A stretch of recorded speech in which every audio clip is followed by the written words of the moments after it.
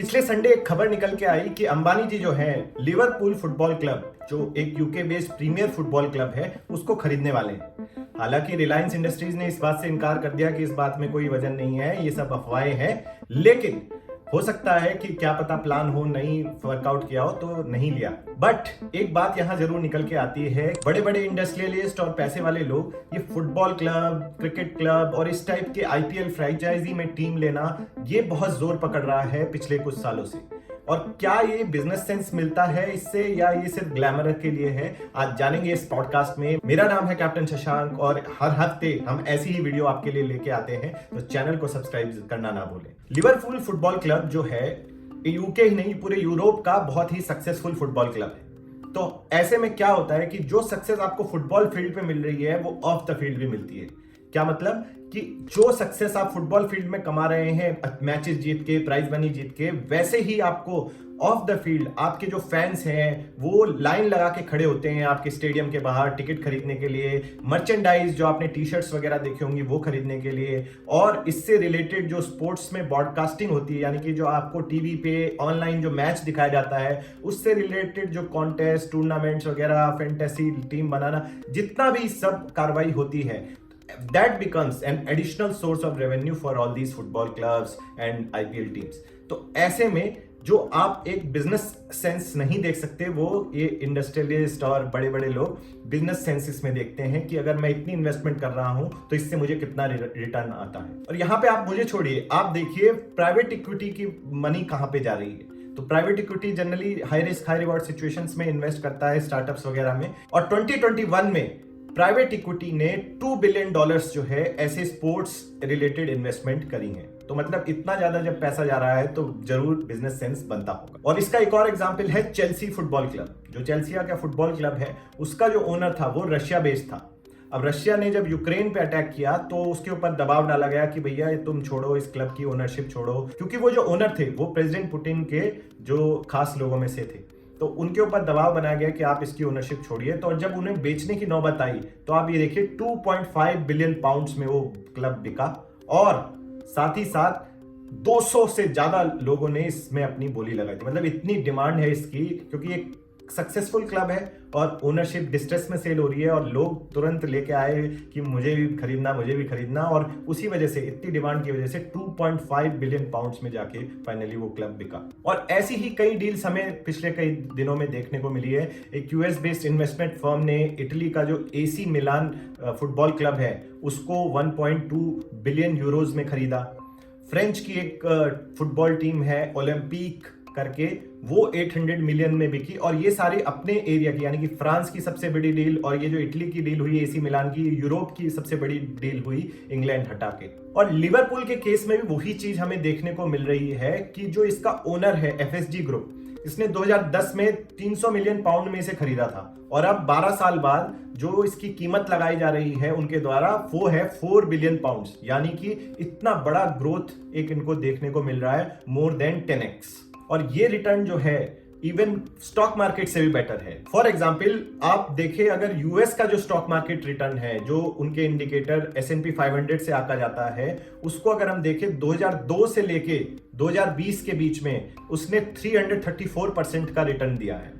Absolute return की बात कर रहा हूं। और उसी टाइम पीरियड के दौरान जो वहां की बास्केटबॉल लीग है, अमेरिकन बास्केटबॉल लीग जो है NBA, उसने 850% का एब्सोल्यूट रिटर्न दिया है। और जो मेजर बेसबॉल लीग है उसने 540% का रिटर्न दिया है। यानी कि जो स्टॉक मार्केट के रिटर्न है उनको बीट किया है इन दोनों स्पोर्ट्स लीग्स ने। और ये जो रिटर्न है पिछले कई सालों में देखने को मिला है, specially in last decade. Sports की जो रीच है, वो व्यूअरशिप बहुत बढ़ते जा रही है। ऑनलाइन एक्सेस लोगों को मिल रहा है। पहले जो टीवी पे आते थे मैचेस, ऑनलाइन आप वर्ल्ड वाइड कहीं भी देखे जा सकते हैं। इसी की वजह से जो इनफैक्ट इंग्लिश प्रीमियर लीग जो है उसमें उसकी जो वैल्यू है 250% से पिछले डेकेड में बढ़ गई है। और आप सोच रहे हैं इतना पैसा कहां से आ रहा है? मेन पैसा जो आ रहा है वो है ब्रॉडकास्टिंग रेवेन्यू, यानी कि जो आप राइट्स देते हैं वेरियस चैनल्स को, ऑनलाइन मीडियम्स को, ओटीटी प्लेयर्स को, कि आप अपना मैच जो है उस पर दिखा सकते हैं और सारे राइट्स उसके आप ले सकते हैं। वहां से मेजर रेवेन्यू आ रहा है। और कहीं और देखने की जरूरत नहीं है, आप खुद के आईपीएल को देखिए। जब पहली बार आईपीएल लॉन्च हुआ था तो 10 साल के राइट्स जो हैं सोनी टीवी के पास गए थे। आपको याद हो, सोनी पे सेट मैक्स वगैरह पे मैच आता था, वो 8,000 करोड़ के बिके थे। अब अगले जो राइट्स हैं 5 सालों के सिर्फ, वो स्टार नेटवर्क ने खरीदे थे 16,000 करोड़, यानी कि टाइम पीरियड आधा हो गया और वैल्यू जो है वो डबल हो गई, पैसे जो है वो डबल हो गए। अब उससे नेक्स्ट यानी कि 2023 से 2028 के जो 5 साल के राइट्स हैं, वो डिजिटल और टीवी राइट्स टोटल बिके हैं 48,000 करोड़ के, यानी कि वैल्यू मोर देन डबल हो गई।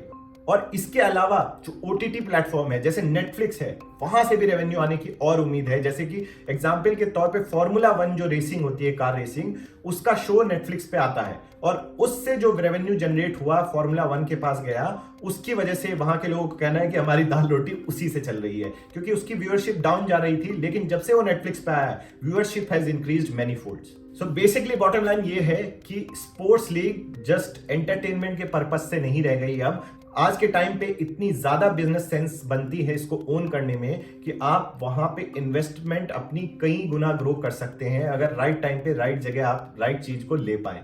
तो ऐसे ही में ही हो सकता है अंबानी जी ने सोचा हो कि इसको हम खरीद लेते हैं। लेकिन इसकी एक और साइड है, जब आप एक फुटबॉल क्लब या फिर इस तरह की स्पोर्ट्स लीग को ओन करते हैं, तब वहां पे एक्सपेक्टेशंस होती है फैंस से, जो वहां की टीम है, कि आप उसमें पैसा इन्वेस्ट करेंगे। और वहां के लोग, फैंस जो हैं, उसको बड़ा नफरत करते हैं उन लोगों से जो इसको बिजनेस की तरह रन करते हैं। एग्जाम्पल के तौर पे इंडिया का एक ग्रुप है वेंकीज करके, साउथ इंडिया बेस्ड ग्रुप है वेंकीज चिकन और काफी सारे इसके प्रोडक्ट्स आते हैं। इन्होंने एक क्लब खरीदा था ब्लैकबर्न रोवर्स करके। अब उस क्लब को इन्होंने 2010 में खरीदा था, बट हुआ क्या, इन्वेस्टमेंट की सेंस से खरीदा था कि यहाँ पे पैसा लगाएंगे और पैसा हमारा ग्रो करेगा।